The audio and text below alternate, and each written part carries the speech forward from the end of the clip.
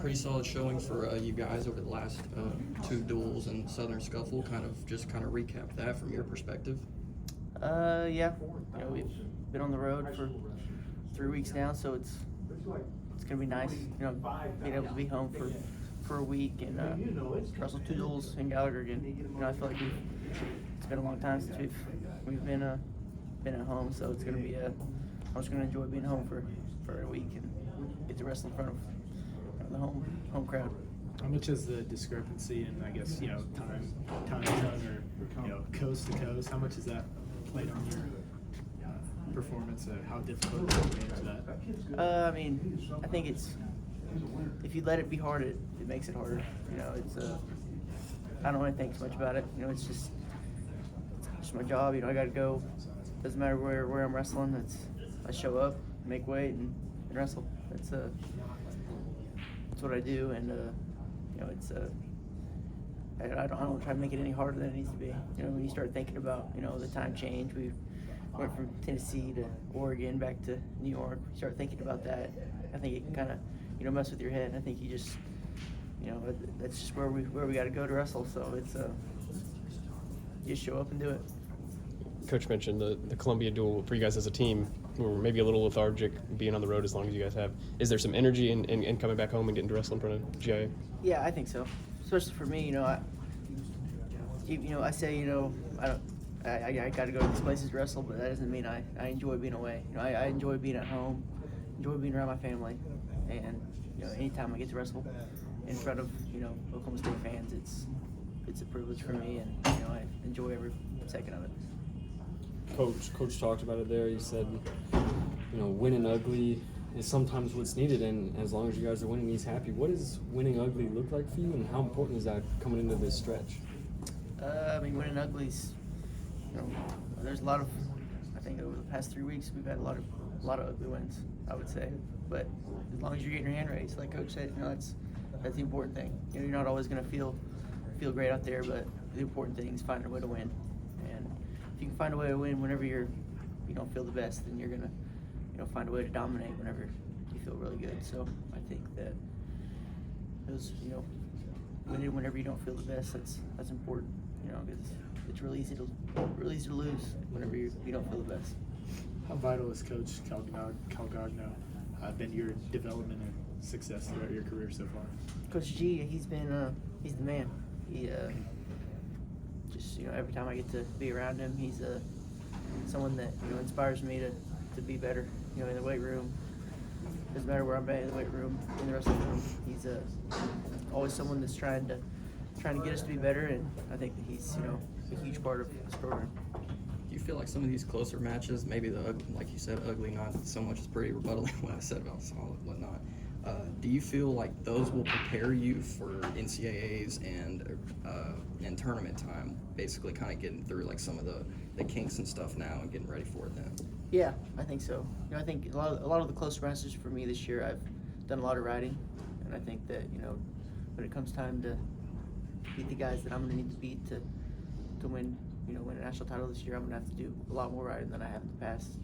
So I think that's definitely preparing me to win in the long run. I could easily just let the guy up and go back on my feet where I feel comfortable, but I'm making it a point for me to try to put a little bit more emphasis on riding and just kind of build my conditioning, build my mind to ride even though it's more comfortable for me to kind of sometimes let them up and try to score my feet. So I'm just really focused on my performance in each match. Just not really worried about the outcome. The outcome, I'd have been a lot more happier with a lot of the outcomes of maybe letting the guy up more and scoring a lot more takedowns. But I know that what I need to do to win at the end, I'm gonna have to focus on the mat a little more. That kind of leads me to my next one. I've noticed that as well, that your strategy is a little bit more different. Your riding has been more of an emphasis this year, whereas like you said, the basically catch and release strategy. So kind of why make that switch a little bit? Because both are pretty successful in your style of play, but why switch to more riding this year? I think that it's just gonna help me win at the end. Like I said, I think that you look at the matches I've lost, I haven't rode really any. So I think that if you can you know, take a little bit out of somebody on the mat, you know, get a riding time point or not let them get out. You know, those are big points whenever, you know, you're losing 1 point matches. So I think that, you know, focusing on that, it's going to be big for me at the end, you know, and I think that, you know, the more I get comfortable riding, the more back points will start to show up as well. You know, I think that, you know, the last, you know, couple matches I've had plenty of, you know, opportunities to get back points, but I just haven't really been able to get them to turn over. And I think that the more I ride, the more comfortable I get on top and holding them down, that those back points will start to show up more.